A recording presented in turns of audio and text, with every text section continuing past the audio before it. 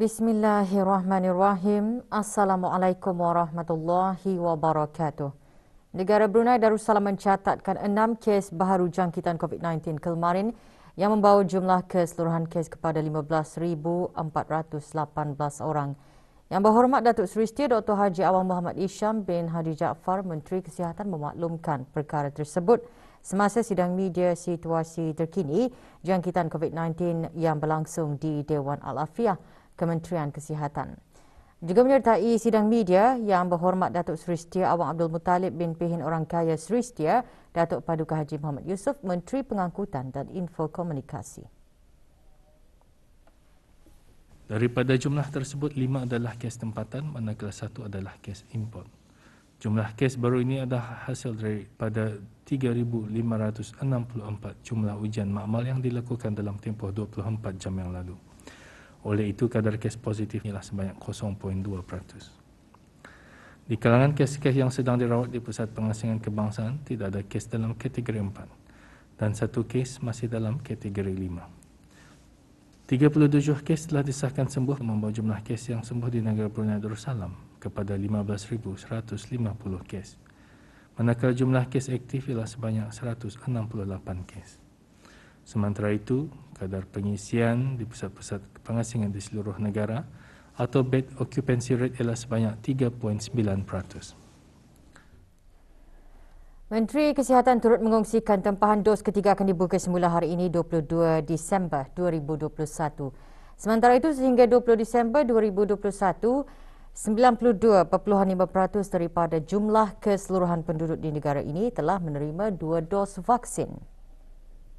Kadar keseluruhan penduduk yang telah menerima sekurang-kurangnya 1 dos vaksin ialah 94.4%. Kadar bagi yang telah menerima 2 dos vaksin ialah 92.5%. Manakala kadar bagi yang telah menerima 3 dos ialah 9.1%. Seterusnya, berikutan sidang media Kementerian Kesihatan pada 13 Disember 2021 mengenai pemberian dos ketiga kepada orang ramai yang berumur 18 tahun ke atas dan telah melengkapkan 2 dos vaksinasi. Kementerian Kesihatan ingin memaklumkan bahawa tempahan bagi vaksinasi dos ketiga atau dos penggalak melalui aplikasi BruHealth akan dibukakan 22 Disember 2021 bermula jam 12.30 hari.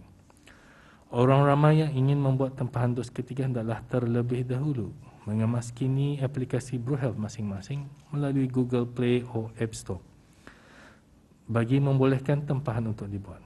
Slot tempahan dos ketiga ini dibukakan mulai dari 23 Disember 2021. Walau bagaimanapun, pemberian dos ketiga secara walk-in adalah masih dibukakan kepada golongan warga emas, ibu-ibu mengandung dan orang kelainan upaya sahaja.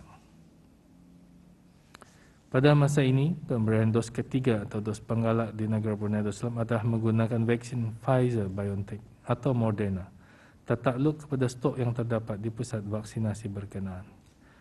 Kajian saintifik mendapati penggunaan kedua-dua jenis vaksin ini sebagai dos ketiga atau dos penggalak adalah berkesan dan selamat untuk mempertingkatkan imuniti dalam badan dan memberikan perlindungan daripada jangkitan COVID-19 tanpa mengira jenis vaksin asal yang diterima sebagai dos pertama dan dos kedua.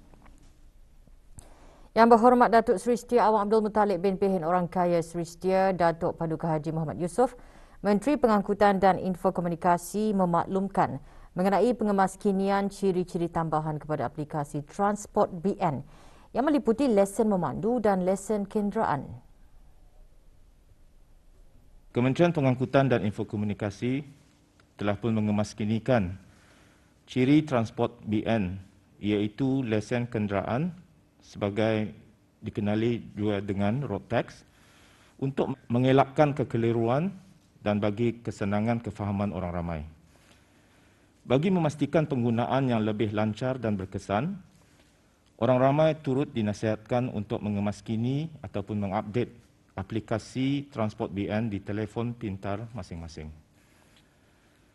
Sejak pengenalan ciri-ciri baru pada aplikasi Transport BN ini pada 15 hari bulan Disember, setakat 21 hari bulan Disember 2021, sebanyak 16,600 pengguna baru iaitu peningkatan sebanyak 21.1%.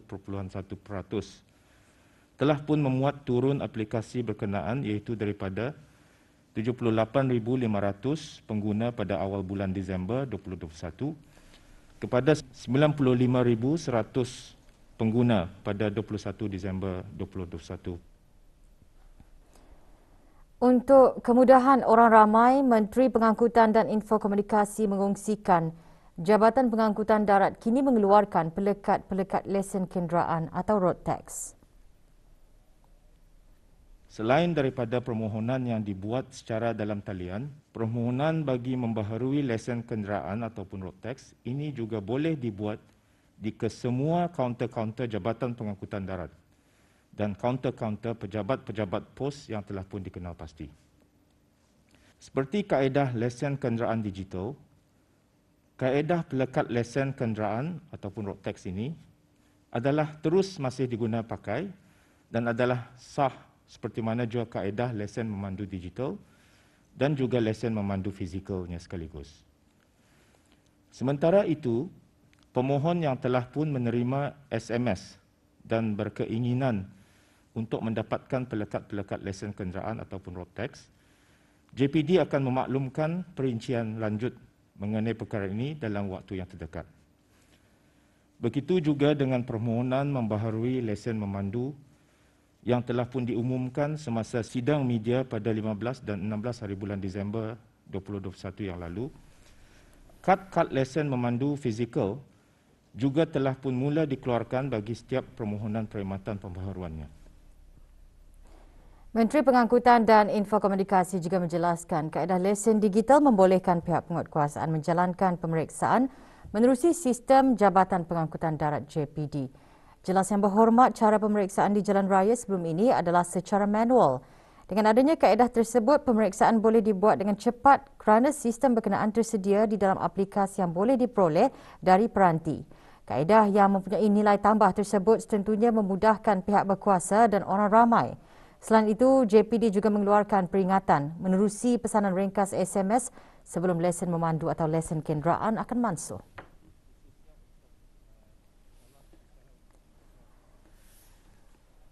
Kembali selepas ini untuk mengikuti bahan berita selanjutnya.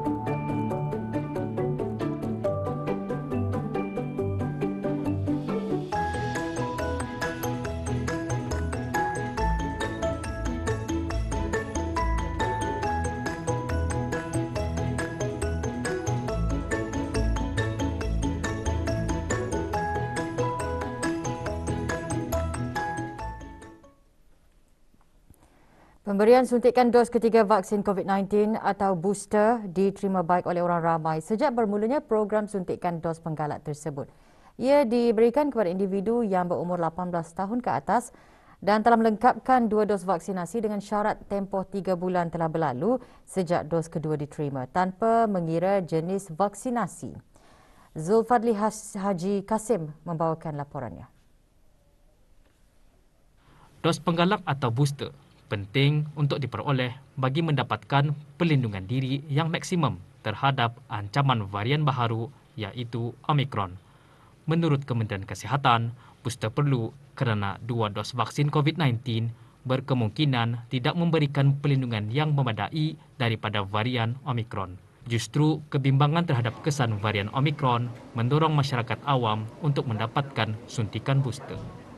Ia juga untuk melindungi ketani diri sendiri dan juga keluarga ketani dan orang sekeliling ketani. Since Anik pun kan buka sekolah, saya sendiri bertugas di sekolah, jadi ada kebaikannya lah. Saya mengambil booster ni untuk berjaga-jagalah supaya kita ni semua macam merasa lebih selamat dengan keadaan masa beginian ni lah. Untuk menjaga diri karena ini kan sudah ada yang namanya varian Omicron. Jadi lebih baik kita nih sedia payung lah sebelum hujan. Untuk kebaikan untuk semualah sebenarnya vaksin ketiga ini baik untuk diri sendiri dan orang lain. Dan juga ya kira untuk kesenangan akan datang. Mana tahu kita akan kemana-mana. Kerajaan ke bawah duli Yang Maha Mulia Paduka Seri Baginda Sultan dan Yang di-Pertuan Negara Brunei Darussalam melalui Kementerian Kesihatan menyediakan vaksin jenis Pfizer dan Moderna dan akan meningkatkan jumlah bekalan pada awal tahun depan. Laporan Zulfatli Haji Kasim untuk Berita RTB. Sempena Brunei Disember Festival 2021, Pusat Pengajian Kesenian dan Kaligrafi Islam Yayasan Sultan Haji Hassan Al-Bolkiah menganjurkan beberapa aktiviti yang bertujuan mengembangkan pengetahuan, potensi dan bakat seni orang ramai. Ia dibukakan kepada para pengunjung bermula 16 Disember sehingga 24 Disember.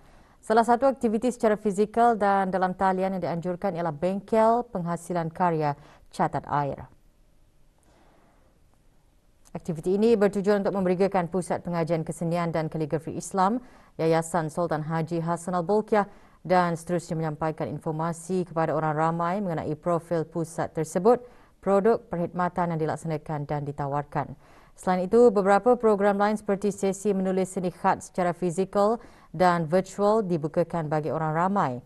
Bagi maklumat lanjut hubungi 223 4029 atau ikuti Instagram khatcenter.bn atau WhatsApp ke 712 1510.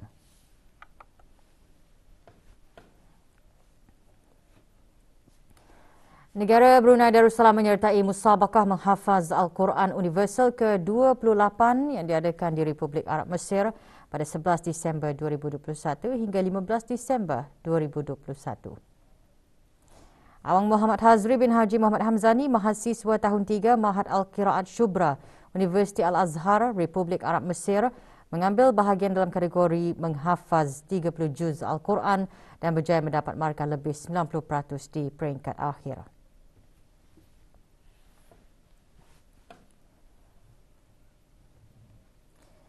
SME 360 diperkenalkan oleh Bank Islam Brunei Darussalam BIBD ke arah memberikan kemudahan terbaik dalam komuniti perniagaan melalui visi dan misi meluas. Ini termasuk satu siri inisiatif iaitu platform laman sesau mikro baharu dan kempen penglibatan masyarakat yang bertujuan membantu para pengusaha mikro, kecil dan sederhana PMKS dalam mendepani kesukaran dan cabaran semasa pandemik COVID-19.